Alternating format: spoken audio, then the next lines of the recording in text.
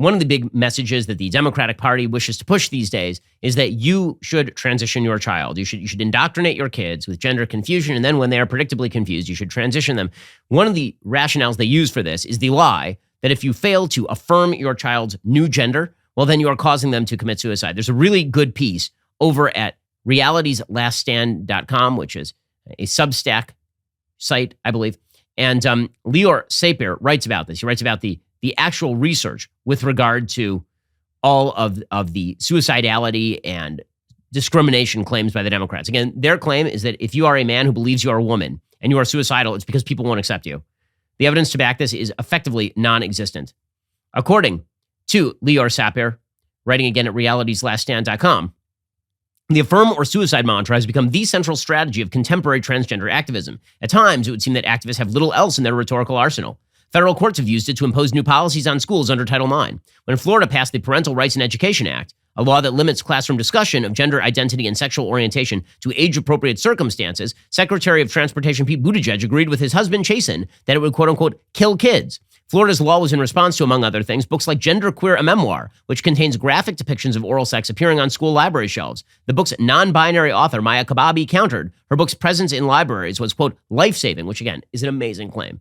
It is life-saving to have a book in libraries showing graphic depictions of oral sex, according to the left. A few weeks later, Transgender Assistant Secretary for Health and Human Services, Rachel Levine, used the same word to justify the federal government's support for gender-affirming interventions. Neither Levine nor President Biden, who has given his own imprimatur to the controversial practice, seem to care that Europe's most progressive welfare states have been moving in the opposite direction, placing strict limitations on the use of puberty blockers to treat adolescents in distress, presumably because of their gender. Scandinavians are not indifferent to teen suicide. Rather, they've examined the evidence behind the affirm or suicide claim and have found it wanting. Despite the unwaveringly confident manner in which these claims are often asserted, there is no good evidence that failing to affirm minors in their gender identity will increase the likelihood of them committing suicide. That claim is based on a small handful of deeply flawed studies that at most find loose correlations between quote-unquote affirming interventions and improved mental health. Some find no reduction of suicide. A new study claims to find that puberty blockers actually increase the risk of suicide. Not only is the empirical basis for the affirm or suicide mantra shoddy at best, its dissemination is profoundly irresponsible. Such extreme rhetoric limits our ability to better understand and respond to mental health problems in vulnerable youth and may itself contribute to the real and documented phenomenon of suicide contagion. If social contagion is one of the rationales for increased LGBTQ plus minus divided by sign, command sign, option sign, control sign,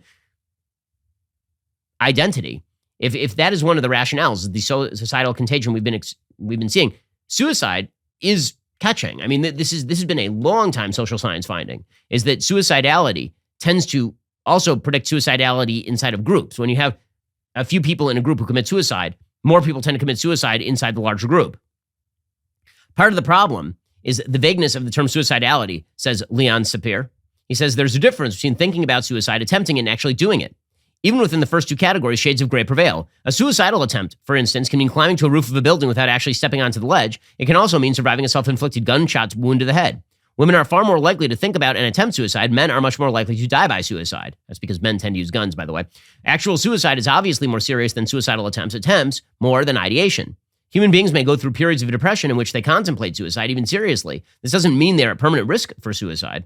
Gender activists commonly argue that roughly 4 in 10 transgender-identified youths attempt suicide when not socially and medically affirmed. Does this research bear out? The simple answer is no. Firstly, surveys of TIY suicidality, trans-identified youth suicidality, rely on self-report, do very little to vet respondents when they say they attempted suicide. Secondly, studies purporting to show that transgender-identified youth are at elevated risk of suicide tend to compare suicide rates in TIY with rates in non-TIY, a deeply misleading comparison. This is because TIY, especially among the new clinical cohort of rapid-onset gender dysphoria teenagers, exhibit extraordinarily high rates of mental health problems, psychological comorbidities, quite apart from their gender-related distress. And now, I would argue that comorbidity is indicative of an actual linkage. But whether you think it is or whether it isn't, the simple fact is that if you have depression and you also happen to be transgender, then saying that if we were just more accepting about the transgenderism, that you wouldn't commit suicide, obviously that's not true. You still have the depression. To the extent proponents of the gender-affirming approach recognize these comorbidities, writes Shapiro, they regard them as the product of social hostility and lack of acceptance, though oddly, they also claim rapidly rising rates of transgender identification are the result of a society increasingly accepting transgender identity. But no evidence supports this hypothesis. Mounting evidence vitiates it. Rapid onset gender dysphoria teens are known to have very high rates of anxiety, depression, history of sexual trauma, anorexia, and eating disorders, all of which typically precede gender-related distress. As we've learned from detransitioners, many continue to experience these problems long after they've gone under the knife. According to a review of the UK's Gender Identity Development Service, roughly 1 out of 3 girls seeking gender at transition has autism, a significant finding considering that being in the wrong body might provide these teenagers with a convenient explanation for social isolation. While it is true suicidal behavior is much more likely among trans-identified youth, rates of actual suicide are extremely low within the population. There's no basis for believing that affirming them with puberty blockers, cross-sex hormones, and surgeries reduce these rates even further.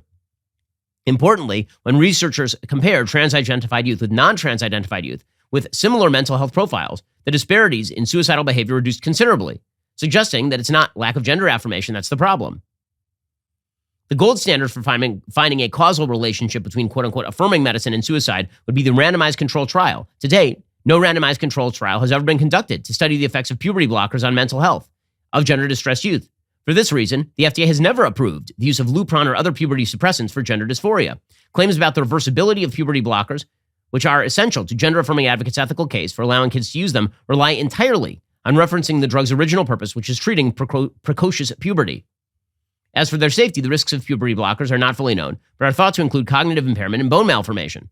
It's becoming increasingly clear another major risk is iatrogenesis, meaning the use of puberty blockers to treat gender dysphoria virtually guarantees the persistence of the condition and continuation of the patient to more extreme and risky types of interventions. Right? Once you get on the puberty blockers, you tend to then move on to surgeries, and that is significantly more damaging.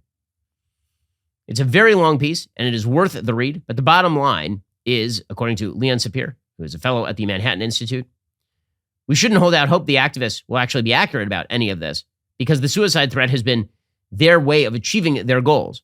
But the reality is that the suicide studies do not support their position, and taking the therapeutic focus off of gender without completely excluding gender from the picture would actually help. But they're not going to do any of this stuff, because again, it's a propaganda tool on behalf of the left. It is performative. It is not about helping kids. And by the way, if you deliberately confuse hundreds of thousands, millions of kids on this stuff, you are subjecting them to a much worse life.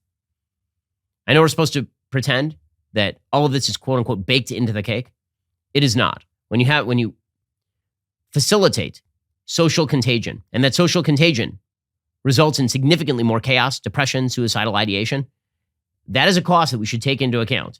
Putting aside the fact that gender affirmation for people who actually have gender dysphoria has not been proved in any way, shape, or form to actually alleviate any of the challenges that these people actually face. So the House on Tuesday passed a bill codifying federal protections for same-sex marriage. This is according to USA Today. They did this because one of the chief arguments that the left is making these days is that the Supreme Court is going to overrule Obergefell. Now, the Supreme Court is not going to overrule Obergefell. They should. Obergefell is really bad law. Ted Cruz has come under significant fire for pointing out that Obergefell is really bad law, that the Constitution does not provide protections for same-sex marriage. That happens to be true.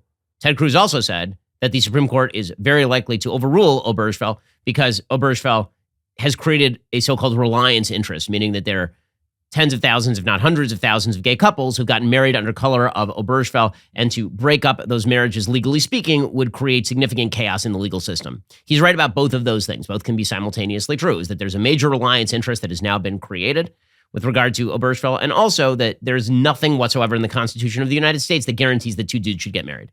That does not exist in the Constitution of the United States. It is a whole cloth created right by Anthony Kennedy and the left wing of the Supreme Court. And the fact that this is now considered sort of a core constitutional right is bizarre. Now, in a normal world, what you would have if the Supreme Court had not ruled this way is differences state to state. So California legalized gay marriage. Massachusetts would have legalized gay marriage. New York would have legalized gay marriage. And still, in places like Florida, you would have presumably civil unions. You would have some sort of legal recognition of relations between two men, but it would not amount to marriage under law.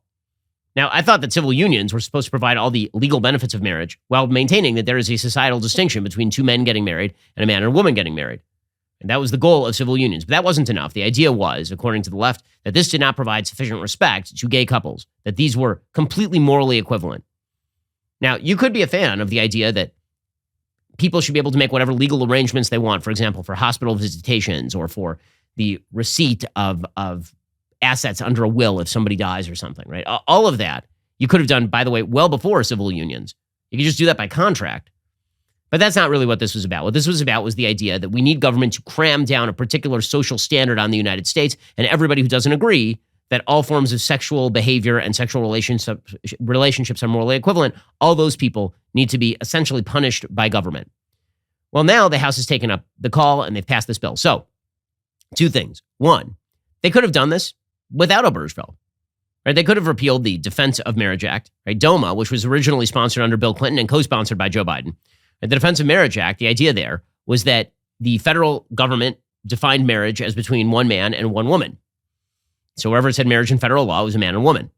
Okay, they could have repealed this, and that's precisely what would have happened if the Supreme Court had never stepped into this issue in the first place, right? It would have been handled on the state-to-state level, or Congress would have stepped in. It's amazing to watch as Democrats suddenly realize that the legislature exists. They relied for decades on the Supreme Court doing all of their dirty work, basically ruling on abortion, ruling on same-sex marriage, ruling on anything they wanted ruled on. And then it allowed them never to have to vote on these things. Well, now they voted on the thing, which suggests that the legislature does still exist, which means that they shouldn't be all that scared of, for example, the Supreme Court, should they? Right? Their claim is the Supreme Court is going to destroy the rights of gay people by getting rid of Obergefell, and then they go ahead and they pass a law that they could have passed without Obergefell being in place in the first place. So there's that. Second of all, the general societal attempt to equate all forms of sexual arrangement is unprecedented in human history. It has obviously taken root in the West. It's been legalized in the vast majority of places in Europe, for example. It is legal in the United States. But by natural law precepts, all human society relies on the pairing of men and women, and to pretend that there is equal utilitarianism to male-male relationships as there is to male-female relationships is to ignore evolutionary biology and basic human reproduction. It's also ignored the differences between men and women, and no society can be built on ignoring that particular difference. Bottom line here is that a bunch of House Republicans, by the way, voted in favor of codifying all of this. Something like 47 House Republicans voted in favor of codifying same-sex marriage. So the notion that we are right on the verge of overruling same-sex marriage in the United States on the federal level seems to be very poorly based, just legally speaking. We're in a battle for the culture and for our values. Like and subscribe to help keep our videos on the front line of the fight and top of your feed.